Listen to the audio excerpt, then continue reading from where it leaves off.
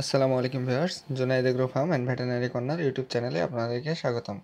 আজ কথা বলতে চলেছি Aminovet plus vet oral solution সম্পর্কে।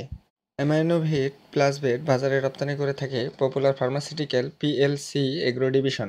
অ্যামাইনোভেট প্লাস ভেটের উপাদানসমূহ: calcium chloride, potassium chloride, magnesium sulphate, sodium amino acid সহ 22টি উপাদান দিয়ে অ্যামাইনো প্লাস ভেট গঠিত। অ্যামাইনো প্লাসভেট কোন কোন ক্ষেত্রে ব্যবহার করবেন? প্রোটিন তৈরিতে সহায়তা করে থাকে, মাংস তৈরিতে বিল্ড আপ ভূমিকা পালন করে থাকে অ্যামাইনো প্লাসভেট। তাছাড়াও ডিম, দুধ বৃদ্ধিতেও গুরুত্বপূর্ণ ভূমিকা পালন করে থাকে। এবং যে সকল রোগে ব্যবহার করবেন: ভিটামিন ও অ্যামাইনো অ্যাসিডের ঘাটতি পূরণে, অপারেশন, খিঁচুনি, পানিশূন্যতা, দুর্বলতা, বমি, ডায়রিয়া, ইলেকট্রোলাইটের অভাব, কিটোসিস ইত্যাদি ক্ষেত্রে ব্যবহার করা যায়। অ্যামাইনোভেট প্লাসভেট ওরাল সলিউশনের ব্যবহারের নিয়ম: পোলট্রির ক্ষেত্রে 1 মিলি 2 থেকে 4 লিটার পানিতে মিশিয়ে 3 থেকে 5 দিন খাওয়াতে হবে। গরু, মহিষ, ঘোড়া, ছাগল, ভেড়ার অন্যান্য প্রাণীতে স্বাভাবিক মাত্রা 2 থেকে 3 মিলি প্রতি 10 কেজি দৈহিক ওজনের জন্য পানিতে খাওয়াতে হবে।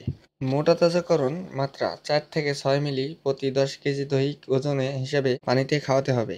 দুধ বৃদ্ধিকরণ মাত্রা 4 থেকে 6 মিলি প্রতি 10 কেজি দৈহিক ওজন হিসাবে পানিতে খাওয়াতে হবে।